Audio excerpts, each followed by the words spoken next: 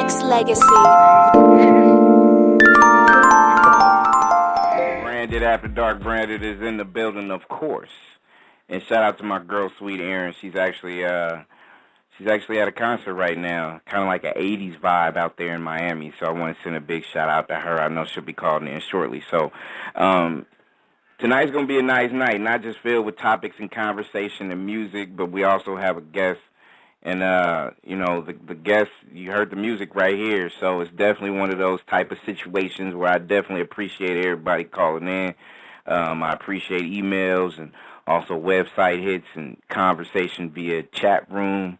Nexxlegacy.com is the name of the website to go check it out. And I also want to send a big shout out to my man Kevin Gray. I'm going to shout him out now, and I'm going to shout him out later on. So Branded After Dark is going to be a nice show tonight. So I definitely want to welcome, I think I got a member or two of the group Ambient in the building right now, right? 617? That's right. Hey, how you doing? Good. How you doing, my brother? I'm blessed. I'm glad you're on the show. Let the listeners know your name, and I know you're repping Boston, Mass. So give it up. Welcome to the show. This is J.T of Ambient. How's everybody doing out there? I appreciate you. Taking the time to call in tonight on a Saturday night, JT. Appreciate it. It's definitely high up there. We started the show with No Matter, which is a real nice joint for the people to really get into. So for the listeners out there that's just now tuning in for the first time hearing Ambient, give the people out there a little bit of rundown about you guys. Well, actually, we've been around for about I'd say a period of 20 plus years. So okay. we're not new jacks. We're definitely artists. We are, more established artists in what we do. We pretty much at this point write and produce our own material. We've used to be with Maurice Starr as the Superiors, actually we're Ambient now, formerly known as the Superiors. Okay. We actually are the original singers of New Kids on the Block, Step by Step.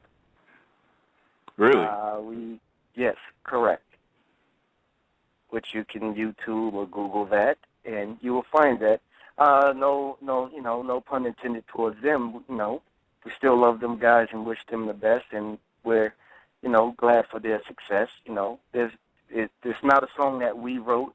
Step by Step was a song that Maurice Starr wrote, so of course, at any given time, he was able to let someone else record that song if he chose to, because it was his material that was written by him. So, just want to clear that up, because there's been a lot of, hoopla on YouTube about New Kids version, our version, and if, people are thinking we have any issues with them, and none whatsoever. None whatsoever.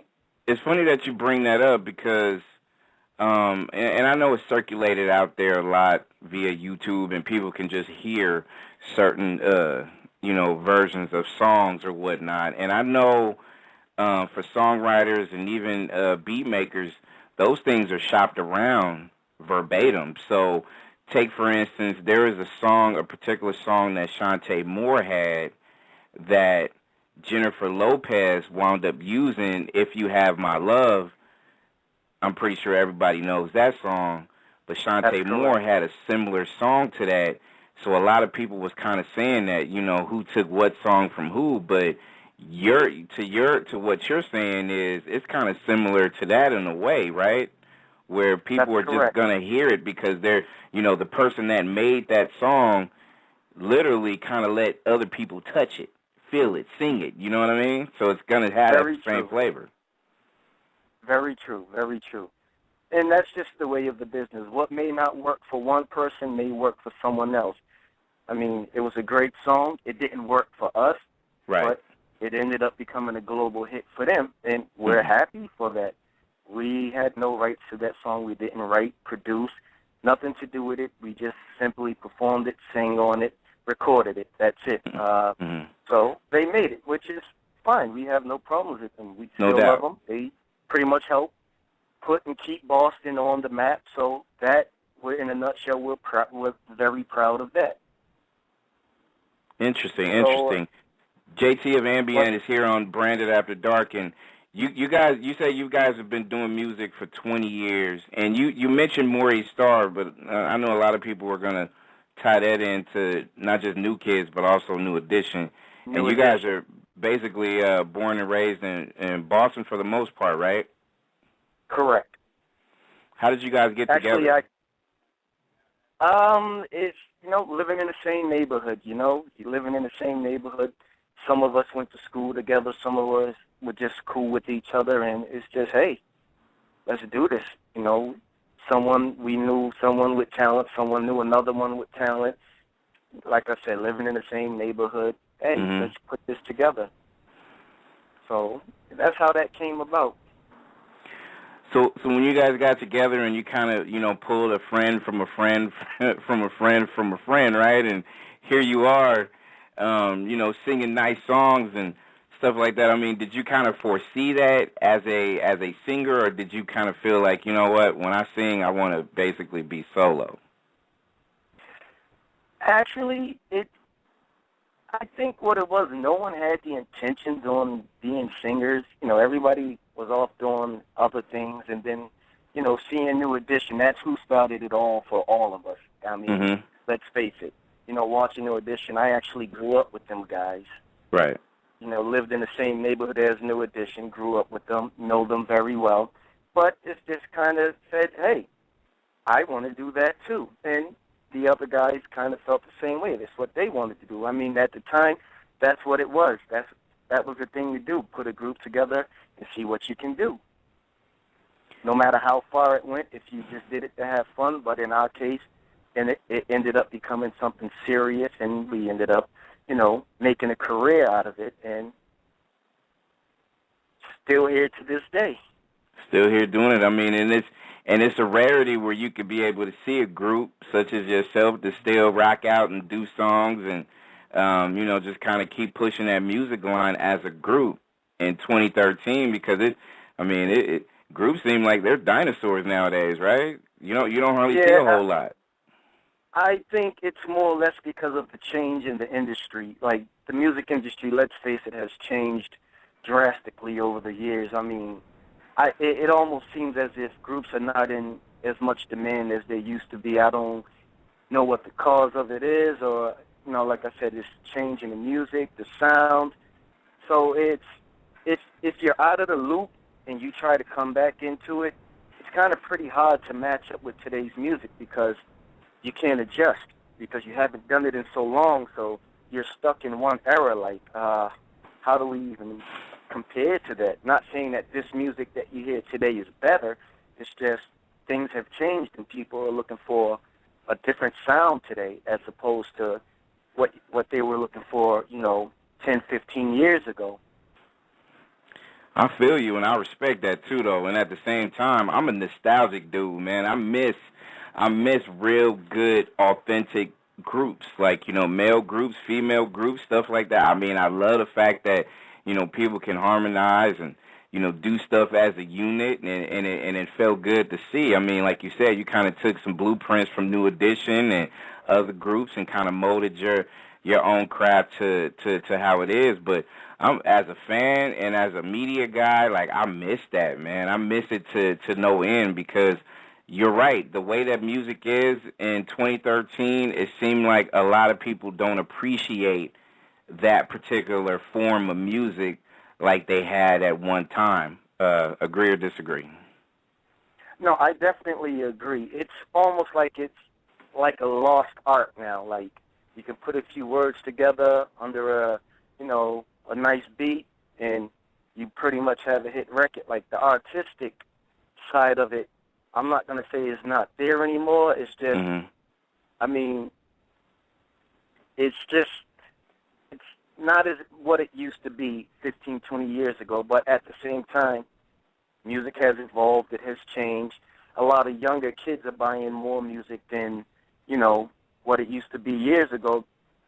Even in 2000, like 1999, 2000, or I even go far enough back as to say in the early 90s where music was just straight pure. You had Right. your storyline, it was basic, it was simple, and you got to the point. Now it's just on a whole nother level where we can't do that type of music because we vowed not to go there because, you know, we're grown men. We can't talk about icy chains and drinking all this liquor and having sex on the hood of the car. Like, I'm a grown man. I can't sing them things anymore. Like, I Right. can't even begin to talk like that because then that's not me being true to the game. That's Right. me trying to fit in, and I never try to fit in. I'm going to be who I am. Fitting in, that means that just takes you out of the category as being a leader. Because if you got to fit in, then you're not a leader. See, what you're saying is so important for other people to hear, for the simple fact that what you're saying basically is the creativity of how it used to be. Now, you mentioned the 90s, and to me, I think that was one of the best decades of music ever because you had creativity from groups. You know, all the male groups were winning, all the female groups were winning because they were diverse. They were different. They didn't sound like, you know, Jodeci didn't sound like New Edition. Jodeci didn't sound like 112 or, you know, or whatever groups that was really going on at that time. Everybody was different. Even hip hop was different. It was more creative. What you can say it or not say it, but this is just my opinion. I don't see creativity like it used to be. We mentioned the 90s, but we can even go back to the 80s, to the 70s, to the 60s, and so on. Because all day. Yeah, exactly. Exactly. We don't have that nowadays in this last, I would say, probably decade and a half. Well, what it is, I mean, I hate to say it like this and even to sound this way. It seems to me, and probably to a lot of other people, that music today has become more gimmicky. You know, you put a few handsome guys together, throw some funky bass lines and stuff under them, a nice little hook, and boom, there you go, have it, a package deal. But then what happens after that? What happens when it's time to grow and move beyond that? Then what can you do? Because that's when you start getting to the category of longevity, and it's like, okay, you can't keep singing them type of songs.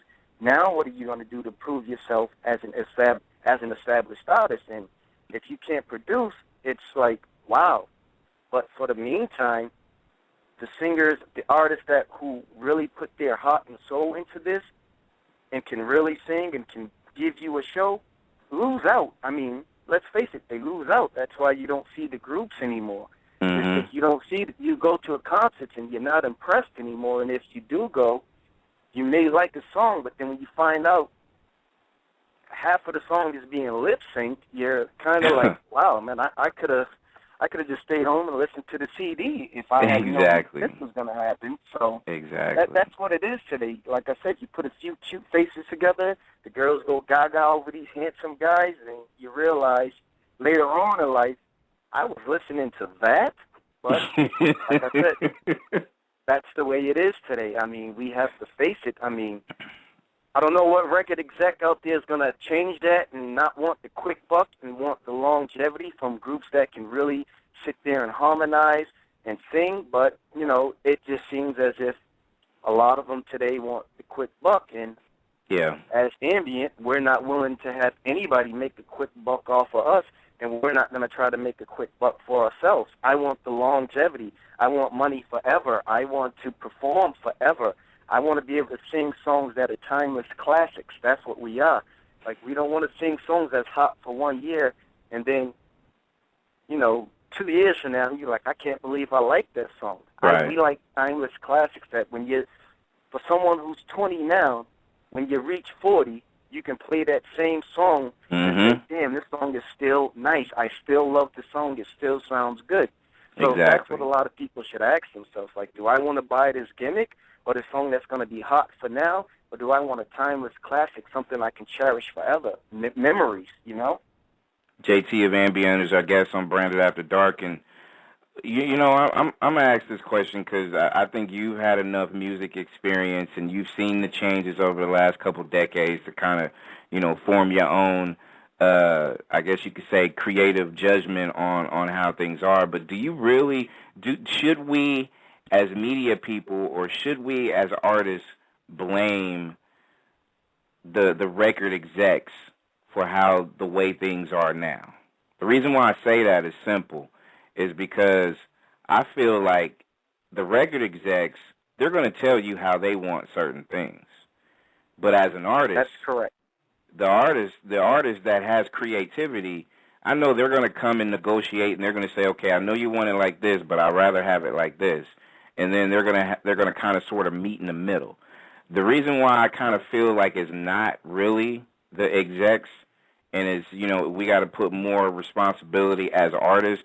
Remember back in the day when the Grammy Awards, let's just put them out there, they never had a category for hip-hop, and then they finally started putting some pieces together, but they didn't want the hip-hop award winners to get on stage and accept it at the Grammy Awards.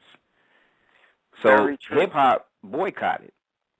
They pretty much was like, you know what, we're going to have our own Grammy party. So a lot of people was kind of veering away from it. It was hip-hop that kind of boycotted. Other people fell suit, and then Grammys brought back, or they brought them on stage, maybe a year or two later or something like that. So, again, I just wanted to throw that out there just to kind of re-ask you the question, like, should we put the onus back on the record execs, or is it going to really take media people like myself and artists like yourself to be able to, hold serve in this crazy music industry? Honestly, you can put some blame on the record execs. I'll say the ones who want the quick dollar. Right. But then again, you have to put it back on the artist. You have to put it back. And I'm not saying put it on the media people, but I think as real artists, we have to use the media as an outlet to tell the truth and to show what the true side of music is, as opposed to just, playing a song and this particular artist got all the girls in the video shaking their butts half naked, and the song's not a hit if it's not about drinking, having a girl stripped down. It's like, listen, we got to change something here. I mean, yet you hear people talk about they want change. But let's face it, change is hard. It's hard to make change. As much as a lot of people don't want to admit it, it's hard to make change, because once you get used to something, it becomes a habit. Right. So, and I agree with you on the part about the hip-hop thing. Now it's to the point where hip-hop is worldwide. Everybody's a hip-hop artist now. I mean, before, when hip-hop was just shunned, you can take it back to NWA when, oh, my God. Oh, you can even take it back to a group from Boston, Almighty RSO, with, oh, my God. Okay. I remember them. Government, everybody was getting involved and trying to ban everything. Right. Now hip-hop is on a broader scale. You have everybody as a hip-hop artist. I mean, no racism involved. Now you have white people just embracing hip-hop to the fullest. No racism involved. I mean, I'm glad that they embrace it now. But it's like, wow, after all hip-hop went through, now it's being embraced, because you have your Eminems, you have your Machine Gun Kellys, and you have all these other people that are doing it. And it's like, well, wow, that's all hip-hop wanted was its place in the music industry. Right. All it wanted was its place. But everybody always deemed hip-hop as, this almost like satanic-type music where it was just, oh, you're listening to that. What's wrong with you? You got the devil in you or something. And no, not all hip-hop is like that. Some hip-hop is very expressive. It talks about social issues and, what's going on. Now, you got the likes of Nas. You got the likes of J.T. You got the likes of all these conscious rappers, Common, all these people who are telling you how it is. And now if you look at it, that's hardly being embraced anymore, because everybody's more going for the shake it down, shake your ass, excuse my language, shake it to the flow and all this. And it's like, well, wait a minute. What are we teaching our kids? That you say this and you say that? If you don't have the money in the ice, you don't get the girl. And for the girl, if you don't shake your butt and strip down, if you don't give head, you're not getting the guy with the money. So the message is being mixed up now. It's just like, so it's out of control. You know what's funny about it? You know what's funny about it all, JT? And I interviewed not too long ago Saida Garrett, and I'm pretty sure you know who she is. She was Yes, instrumental she in sang writing. Michael Jackson's Man in the Mirror. Exactly, exactly. When I interviewed her, and she basically put something out there that was really, really made me think for a minute. She said, and I'm quoting, if Man in the Mirror came out today, it wouldn't have a chance.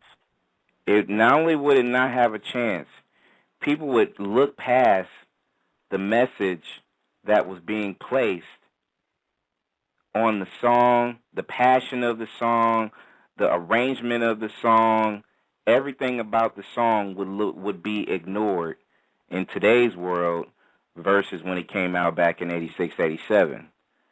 It's crazy, huh? He made a very strong point.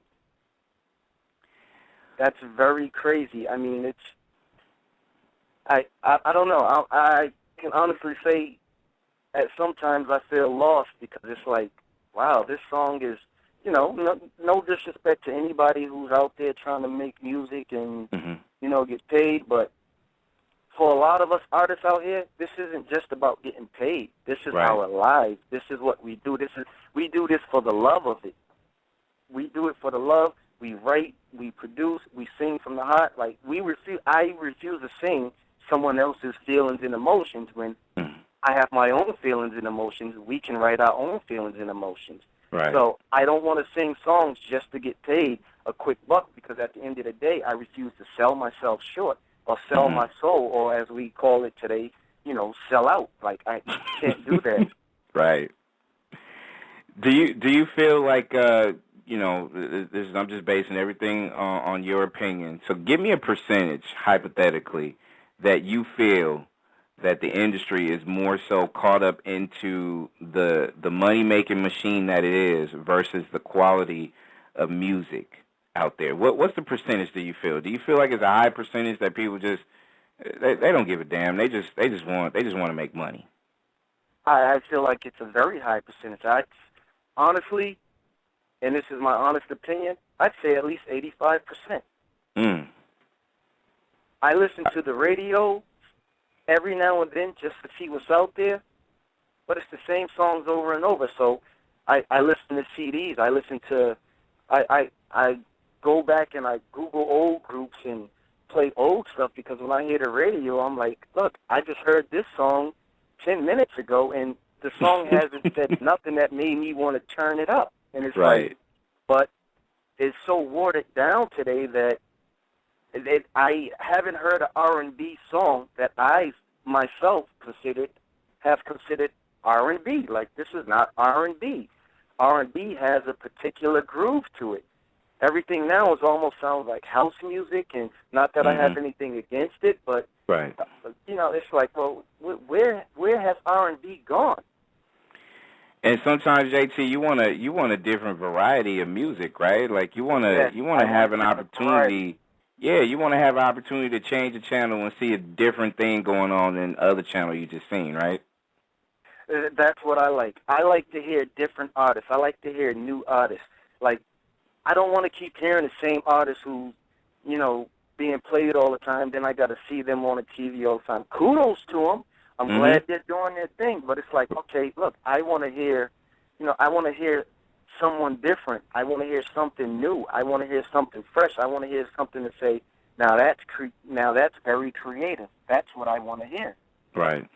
As a group, do you guys find it discouraging sometimes to kind of do it? Because listening to how you talk, you sound like you a man of passion, and I know you are surrounded by your group that's men of passion when it comes to this art form. Do you guys get discouraged? I won't say we get discouraged, but we get a bit upset with how things are going because there's been times we've been to labels and they'll say, we need today's sound. We want something more of today's sound. And we're like, well, damn, what the hell are they looking for? Like, yeah. If you and not only can't that, listen to this song and realize this is a hit record, right, then something's wrong. Like, what do you want us to give you? Like, do you want us to put on little black suits with white gloves and dance around like California raisins? I don't know what it is. You know, I don't know what it is you guys want. Like, Do you want me to be running around like I'm 13 years old singing all these, high synthesized pop tunes and jump? I can't give you that because that's not me.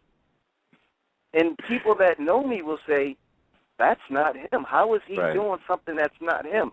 I know what they do. Why are they doing that? And the next thing you know, we'll hear those guys sold out. And I'm where we refuse to sell out. Just to get ahead. Like, if I'm going to get ahead, it's going to be from honest hard work, and someone's paid attention and said, you know what, we like to see these guys here. We want to bring these guys in, along with some of the other groups that are out there from back in the day who are still in the industry and still have some sort of relevance. Mm-hmm. But, as it looks right now, nobody's doing that, so we're doing it our way. We'll kick the door down our way, whatever it takes. I mean, it is what it is. No bitterness towards it. It's just, of course, we have to realize how it is and realize, okay, this is how it is. We have to keep pushing. Eventually, somebody's going to take notice and realize, hold up, if we don't bring this era back, the industry will be doomed soon. Absolutely, and an amen to that. J.T. of Ambient is here on Branded After Dark, and what I'm going to do is I'm going to play a song and come back, and we're going to talk about some of the projects that you guys have coming up. We're also going to basically kind of not put it out there in the air, so to speak. We're going to try to see if we can figure out a game plan, because everything that we talked about right now, basically is screaming, okay, we got to do it grassroots. We got to do it grassroots. So when we come back, we're going to talk about some of the things that I feel, and I'm pretty sure you have some insight on trying to not just get ambient out there to the universe, but also, the conscious part of respecting the music culture. We're going to try to see if we can educate some folks tonight on Branded After Dark. Right here, right now, with my man Branded After Dark. Branded is in the house with J.T. of Ambient. And, when I was giving these songs and I had a chance to listen to it, and I went on your Reverb, and I was able to check out some of the other songs, and I'm like, you know what, they got a good sound right now. The sound, I mean, y'all will always pass as some brothers that could sing. So, you know what I'm saying, I got to give y'all props, you know what I'm saying, for harmonizing like y'all do. So, give y'all credit where credit's due, you know what I'm saying? Thank you so much, my brother. And when I think about different types of things, and actually when it comes down to just being able to, not just have an interview with me or, try to get your music spun on different radio stations, be it if it's online, XM, or mainstream, like we were talking about earlier, the game's a little bit different. So you kind of have a different marketing strategy, right? So one of my questions that I want to ask you is, when you do have a group such as yourself, and we do have to do things grassroots, what's one of the first things that you guys start dissecting on what needs to happen outside of you guys completing classic music that will stay timeless? What's the next thing on your agenda? Staying true to the art form. Okay. That's very important to us. It's staying true to the art form and our style. Like, if we feel that we're not going to do something that's out of our comfort zone. I mean, from time to time, you may have to raise the bar a little and do something different, but you never want to go out of your comfort zone. You never want to do something that people are not accustomed to seeing you do, and they find that just doesn't look right. It doesn't fit them. So, one, we have to stay true to our art form. Mm-hmm. Another thing, we have to stay true to the business. We believe in treating the business just as it is. It's a business. Right. We're not in this to have 100 girlfriends and that. No, we're grown men. We have family lives.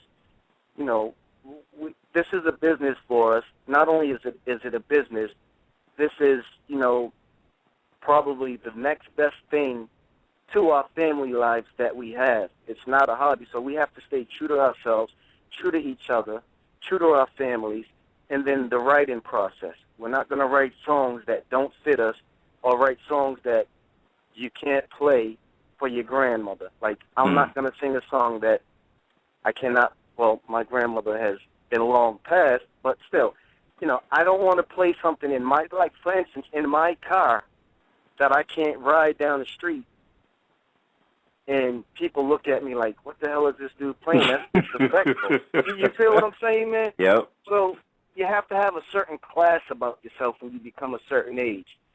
So, and that's how we model ourselves. You know, we're going to be gentlemen. Can we get a little wild at times? Of course, because at the end of the day, we're men. Boys will be boys. We want to play too. But at the end of the day, we have to treat ourselves and respect ourselves as grown men, and we definitely believe in respecting women and respecting our elders along with respecting others. That's just the name of the game. I mean, so that's what it inscribes in. You know, we make sure each other knows the business, understands the business. You know, we first and foremost, everyone has to be grounded. I mean, there's no one should ever get a big head. I don't care if we made $120 million. Okay, that's just $120 million. That doesn't define who you are as a person. So, you know, keep a level head. And remember, this is a business. Just as quick as you got it, you can lose it that fast. So you have to treat it just as that. You have to be true to the fans. Your fans want to hear you sing the songs that they're used to hearing you sing, and they know that you can sing. So you have to think of them when you write and when you're performing. So it in a nutshell, it's just a respecting of yourself and others in your art form. What about the team that you have, or that you're assembling? What are some of the criteria that a guy or a girl need to have if they're going to be anywhere around you trying to advance, not just in music but in life? You have to be a hard worker. You have to be dedicated to what you do. You have to have respect for yourself. You have to carry yourself like a man or a woman. You have to do that. At no point can you be a disrespectful person. At no point can you, stray away from your responsibilities in your personal life at home. If you have kids, you take care of your family first. Everything else, second nature. Mm-hmm.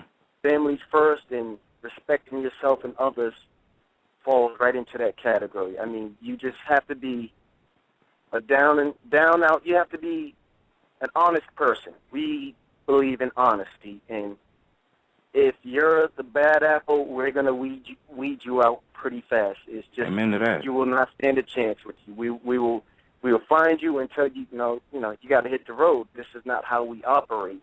So, Kick rock. Honesty is our number one policy, man. Honesty. That's for anybody. Yeah, I completely agree. I mean, and especially I wanted to bring up just those specific things because to me, I think if you live that way and you breathe that way and you expect others that surround you to be that way, your team is going to stay consistent. And I think, in a world where we have so many yes men and women, so many groupies and so many people that just appreciates one aspect of who you are and not the multiple aspects, those are the people that's never going to win by your side. So basically what they're doing is weighing you down. So a lot of people out there should get this game from not just JT, but just in general. Like if you look at your team, and if your team is not marching on the same lane as yours, then you gotta rediscover yourself and figure out, you know what, maybe this person is not suited for me to be side by side. You know what I'm saying? As we go through this journey, right? Exactly. Well, I'll say this to you, and I think a lot of people, especially in the industry, who are out here trying to make it, and people that have made it to where they want to be and still continuing to strive to go to the next level, the very thing that made you can also be the very thing that brings you down. So you have to humble yourself. Mm-hmm. If you're out here and you're an artist who with, celebrity status and fame and fortune, and you're just treating it like it's nothing, eventually it'll decimate you to nothing because that's how you treated it. Mm. So kick that game, man. That's game right there. That's game. You get that with experience. I I felt that one right there. Right when you said it, I felt that. Yeah, I'm that's supposed to serious. hit you right in the rib, man. Right in the rib where that's supposed to hit you. Got that right. Got that right. No, I feel you 100%, bro. I do. What about let's go to some of the stuff you guys got going on now. Like we ran a couple of songs tonight. We're gonna run a couple more, of course. What do you guys have in 2013 coming up that the fans and new fans can be able to look forward to? Well, one, new music, more show dates, hopefully we can get on a tour or, whatever have you, but we're going to continue to rock out the way we rock out. Right now, we're pretty much recording. We're building our stockpile. We go through a very intensive session of writing and picking out the songs that, we want to sing and the songs that we want to present on an album. So it's very grueling. Like, we're very picky at what we want to sing and what we want to release. Very picky. And so that's where we're at right now, the writing phase and just building a stockpile, because it's a lot of competition out here for what the music industry is today. And, I mean, I wish it was like it was in the, 90s and, early 2000s, but it's not. I mean, so at the end of the day, we still have to somewhat remain sort of fresh and maybe music-wise, raise the bar a little bit, but vocally, we're fine. We can do some things different, and that's what we're working on. We're pretty much right now trying to put a solid show together. I mean, deal-wise, we've gone past the fact of looking for a deal. We'll just go do shows, and we'll have fun with that. I mean, everybody's pretty established in their other careers, So, this right now, this is fun for us because we love what we do. So it's fun for us. We love to do it. So, would we like to make millions of dollars from this? Of course. Of course. But, I mean, if any artists say I'm not doing this for the money, then you're in the wrong business. Right. Because your intent is, I hope to one day make a lot of money from this. Yep. But where we've been doing it so long, I mean, we're not really concerned about the money aspect of it because, like I said, we all have other careers that we've been doing for years and years, and, we're pretty content with that. But would we like for this to take off the way we want it to and go where we want it to go? Of course, but it's not there yet. So, hey, so be it. We're accepting what God gave us. If it was meant for us to make millions of dollars from this, then we would have that. So we're content with ourselves. I mean, eventually something's got to give one day, and maybe not. But you know at what? the end of the day, we're going to. But you know what? Not to get on my early Sunday morning religious platform, but I always look at it as you don't have $1 million right now. God is basically telling you, look, you know what? You gotta start at grassroots, because if you're gonna work, scratch, claw your way to whatever goal you set forth, you're gonna get it, but you're gonna have to start down here first, and that's humbling yourself. That's being humble. That's doing right. all the tools and all the things that you just said is basically, you may not have $1 million in your pocket, but whenever the time comes and you feel like, you know what, I don't really need $1 million. I just need consistency. Your train of thought and your wisdom and your gift from the inside is worth way more than that, in the millions, beyond that. So that's the way I see it. And I'm not trying to preach, but you know what I mean. Oh, no. Ain't nothing wrong with you preaching, brother. Hey, listen, man. We all need God, so anybody thinks they don't, and you on the wrong planet. Yes, sir. Yes, sir. That's the way I look at it. I mean, especially nowadays, because I always feel like, you said something important, like, as far as the money-wise, if we can get paid millions of dollars and be comfortable the rest of our lives doing something that we love to do, okay, fine, I'll take it. I mean, it's just like with me with radio. I'm, don't make a lot doing this, but at the same time, I love what I do. And I love sharing dialogue with people like yourself, that I just met, that I can be able to, thinking back year or 2 or 3 or 4 from now, I remember this conversation I had with J.T. because, you know, we have this dialogue, we have this platform to be able to do that with millions of other people listening and stuff. So it's you know, depending on the path that we all reach. I mean, you know, we can all reach to achieve $1 million, you know, money wise, but you know, right now we both rich right now. We conversating like we worth $1 million too. You know what I'm saying? Definitely, my brother. Definitely, man. Listen, I prefer longevity over millions. I mean, there longevity speaks in volumes. There you go. There you go. So, J.T. of Ambient is our guest on Branded After Dark. And before we let you go, you know we gotta see what's going on with you and the social media grind. So, you know, from what you guys broke out 20 years ago, so everything has changed. Internet, the iTunes and all that stuff. So what's going on? I know you guys got a Facebook. Why is it that you guys haven't hit Twitter yet? How come you guys haven't hit Twitter? Well, you know what? I just need to say some of us were pretty much stuck in old ways, you know, kind of like our grandparents, learning how to use a remote control for the first time. There you go. So, you know, we're dinosaurs, man. So, you know, when you're used to a certain way, it's hard to break them habits. Like, no doubt. You know, I still believe in shoveling with the shovel as opposed to a snowblower because that's how I was learned. That's how I was taught to be a man. You get out there and you do some back-breaking work. Get your hands dirty, you know? Still that grassroots soul. I do have Twitter now. I mean, it took me forever to get it, and I'm still not used to Twitter, but I do have it. So I'm just not on it like that. I'm used to Facebook. And, got you. You know, I just have to really get down, you know, understand what Twitter is and, you know, how to navigate through it. But, you know, you can reach me on Twitter at AmbientJ. That's my, you know, Twitter name or whatever the URL, whatever they call it. Like I said, I'm a dinosaur, so, you know, I still eat soup out the can. See what I'm saying? There you go. Man? I'm old. Hey, Campbell's chicken noodle, right? Classics, right? Yeah, it is. Classic joint. I'm used to that. and your Facebook, where can they hit you up with at on the Facebook? Facebook.com/ambient, or should they just go ahead and Google and find you? Oh, they can find us on Ambient Superiors 2010 on Facebook. And then if you want to find me, myself, on Facebook, it's JayGee. That's you know, my stage name. There you go. So you know, so we're out there, man. You know, we just, you know, incognito, man. You know, slow motion.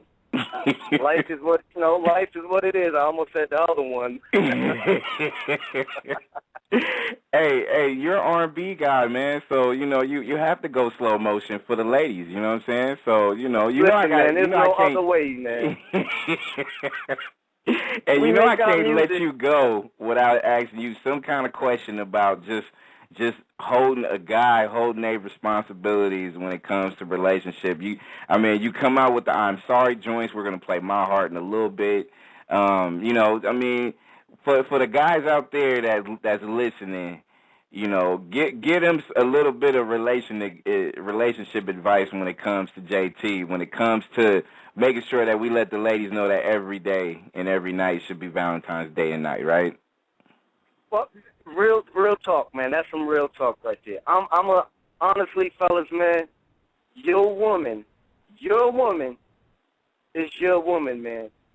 You hold her close to you, and you treat her just as that, as a woman, man. You hold her down. You let her know that you're not leaving her side. And you don't do that by telling her only. You do that by your actions. You treat her like a lady every day. Even when she pisses you off, you bite your tongue and walk away. You don't raise your hand at her. You don't call her all sorts of B words and FUs. No, because at the end of the day, she's a woman. She's looking for you to be her rock. And if you can't be that, how can you consider yourself a man? Because at the end of the day, we're men. We can take anything. But the minute you show that sign of weakness, she's going to say that you're not the man she thought you were. And that's the worst thing a woman can say to you. You're not the man I thought you were. Once you say that to you, my brother, your relationship is done. No matter what you do to patch it up, she's going to always be cutting her eyes at you because you let her down. You showed her a side of you that you promised to never show. You know, like the first day you met her or you wanted to get at her and talk to her and be with her, you saw her. You saw her on the train or wherever you saw her. So the next time you saw her, you gave her flowers. You started doing all these nice things for her. Now that you got her, you stopped doing all these things because you got comfortable. Oh, I got her now. I don't have to do these things anymore. She's taking notice to that. In the beginning, he used to give me flowers every Friday. We used to go out to eat. Now he's just that dude on the couch, always tired, don't want to talk. He don't laugh no more. Yep. You know, women got very vivid minds. They don't forget nothing, especially when you do something wrong to them. That is true. 5 years from now, when you get into that argument, she's like, well, remember 5 years ago when you did this? What you going to say? That was 5 years ago. Yeah, my brother, but you still did it. You told her that she was the best thing that you ever seen since sliced bread. You would never hurt her. You would treat her like a queen. And then now that you got her, you changed. We can't do that. We can't continue to do that to our women. I mean, our women need to get their things together, too. Of course. There's some of our women that need to get their things together, too. But as men, we have to stand up and stop letting our women down. Like, they look to us to be their rock. I mean, who's going to teach the kids? Who's going to teach our sons? You know, so, fellas, man, treat your woman like a queen, man, for as long as you have her, because when it's over, you know what you're going to be singing? I'm sorry. You're going to be singing that. That's what you're going to be singing. And those songs we sing come from experience. We've all been there where we've done someone wrong and we wish we had it. But it comes from experience. But you can't keep making the same mistakes. After a certain point, you continue to make the same mistakes. It doesn't become a mistake anymore. It becomes intentional. So you have to change that. So that's my advice to the fellas, man. Another man's loss is another man's treasure, man. So if she's jumped to you, another man will treasure her, and then you will be jealous and want her back because you're going to see the glow on her and how happy she is. I've been there. Take it from me, fellas. I've been there. Not just the glow, JT, but the soul glow. The soul glow. Yeah, the soul glow. I'm talking about freaking happiness. Like, man, you can fry chicken on her smile. Man, I appreciate you taking the time out to hang out, man. And don't be a stranger. We definitely, you know, like I said, well, before I even say what I got to say to close out, I got to shout out my man Kevin Gray, of course. Oh, yes, please, definitely. Shout out to Kevin Gray. I want to shout out a few more people. Marvel Samasani over there in Auckland, New Zealand. You know, my girl Valerie Siegny over there in France. Those people really, you know, like just looked out for us and are still looking out for us and want to see great things from us. So I can't forget those people, man. These people just, you know, they're just nonstop supporters, man. And Kevin Gray, man, big ups to him, man. I love that dude like a brother from another mother. That's right. He's just always in our corner, man. He never stops going hard, man, and you got to respect a man who can grind like that. Yeah, he's another guy that's a music historian. It ain't nothing about that man. That man is passionate about music. That's one thing I can tell you about that guy. Trust me. Yeah, you can ask him about groups that were around before you were born. He knows about them. Yep. Like, how the hell? Probably even before he was born, he'll give you the inside scoop on all of them. Like, this dude here is amazing, man. But that's good, man. I appreciate that about him. You need somebody around, man, who got some knowledge. I mean, if you ain't got knowledge in your life, then you can't look ahead to nothing. That's right. That's right. Man, thank you kindly for hanging out with me for about an hour, man. I appreciate the blessing, man. And when it comes down to it, like I said, you know, usually when I get, you know, groups, people I haven't, you know, had a chance to have dialogue with and listen to the music, and, you know, I would always hope that, you know, they don't come across as bougie and, you know, driven, because, you know, it might turn some of these music historians off a little bit. But, you know, with yourself, and I know you are a solid representative of your group and yourself, I mean, I came across amazed by you know, your dialogue, and I really appreciate it. I mean, I'm gonna be a long time fan, you know, holding y'all down, not just on radio, but you know, I'll be a street team dude too. I go knock on people's doors and go tell people, Hey, hey, listen, man, I can sell 10 million albums. I can sell 10 million albums. I'll still get out here and walk these streets like I'm a normal person and talk to people, shake the homeless people's hand and help them to a dinner or something. You know what, man? I'm bigger than nobody. Nobody bigger than the man upstairs. So why should I act like I am? I'm a very humble person, and that comes from my upbringing. You ain't no better than the next man. I don't care how much money you got, how established you are. So that's how I model myself. You know what? I'm only as great as the next person out there, and I respect everybody. No doubt. Big amen to you on that, man. And tell the rest of the group members, man, you got a home right here on Branded After Dark every night. We going to rock out with y'all slow jams and support y'all movement. And we right here, man, so come back and hang out with me anytime. Oh, anytime, man. My pleasure, man. I had a nice time, man.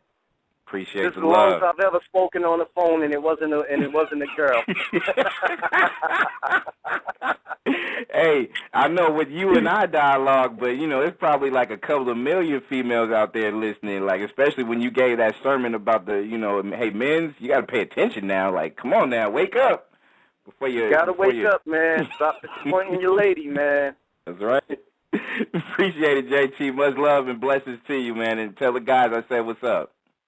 I will, man, and thanks for having me, man. You have a blessed evening, brother. You do the same. Nexxlegacy.